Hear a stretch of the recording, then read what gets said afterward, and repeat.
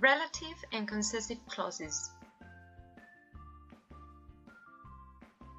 We use relative clauses in order to express additional information about something. By using them, we make our text more fluent and we avoid repeating some words in the same sentence. In order to make relative clauses, we need to use relative pronouns, which will be used to avoid repetition. Here we have some relative pronouns. Who, object or subject pronoun used for people. I don't like the new man who lives in that building. Whose, to express possession for people, things, or animals. This is the boy whose mom is a teacher.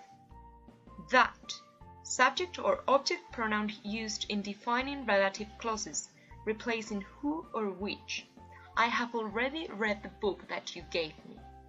Whom, object pronoun for people, mainly used in non-defining relative clauses. He was invited to the party by the girl whom I met yesterday.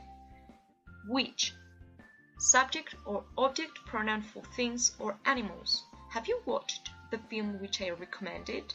Or which, pronoun referring to a whole sentence. She was terrified, which surprised me a lot. Here we have three relative adverbs. Why, it refers to a reason. That's the reason why I like him. When, it refers to a time. I remember when we met at school. Where, it refers to a place. She will never forget the place where she met you. In order to make a difference between subject and object pronouns, we have to look at the word next to the pronoun. If the relative pronoun is followed by a verb, the relative pronoun is working as the subject. The dog which is barking in the street. On the contrary, if the relative pronoun is not followed by a verb, it means it's working as an object pronoun. In the case of object pronouns, they can be omitted in defining relative clauses if there is a subject before the following verb. The book which David bought last week, or the book David bought last week. Defining relative clauses. In English, defining relative clauses are used to express or give detailed information about something. We do not use commas in defining relative clauses. Do you know the boy who's looking at you? This kind of clauses is mainly used for giving directions. A hairdresser is someone who cuts people's hair.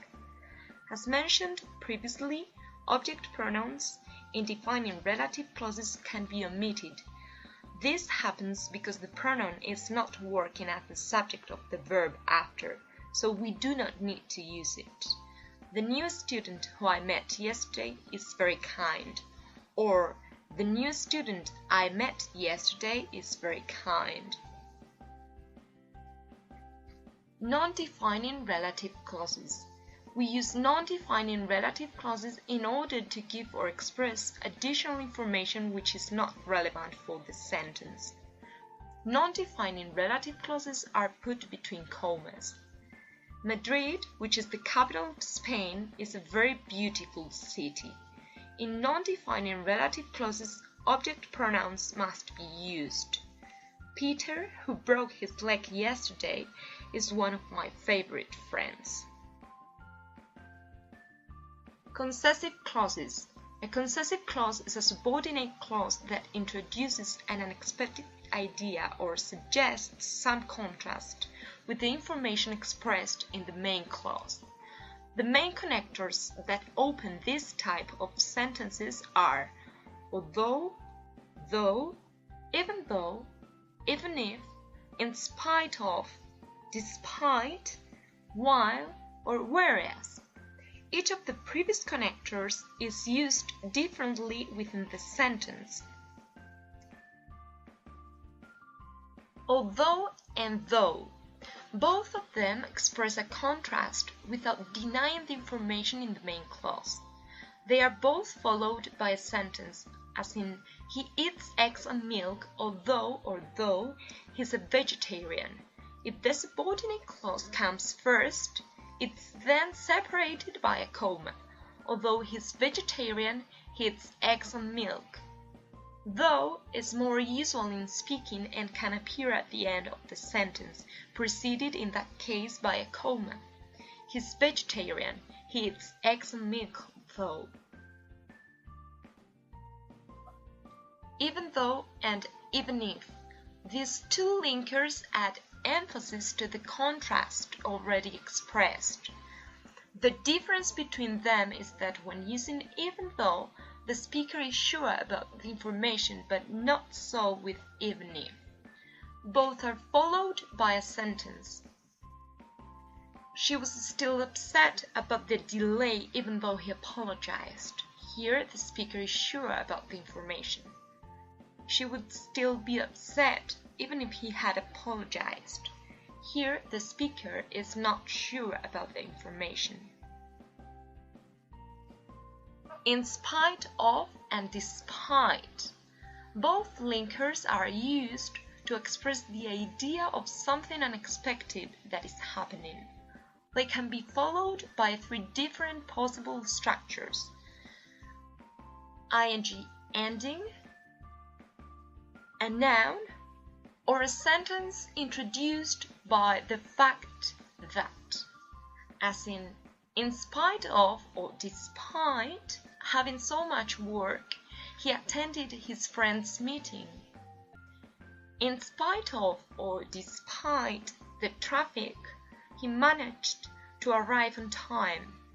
And in spite of or despite the fact that they were very tired, they worked really well. While and whereas. They are used when 2 ideas are being compared and contrasted within a sentence to speak about their difference, but without contradicting each other. They are followed by a sentence. I said that I preferred traveling to Amsterdam, while or whereas he wanted to visit Paris. While or whereas he chose a chocolate cake for dessert, I chose creme caramel.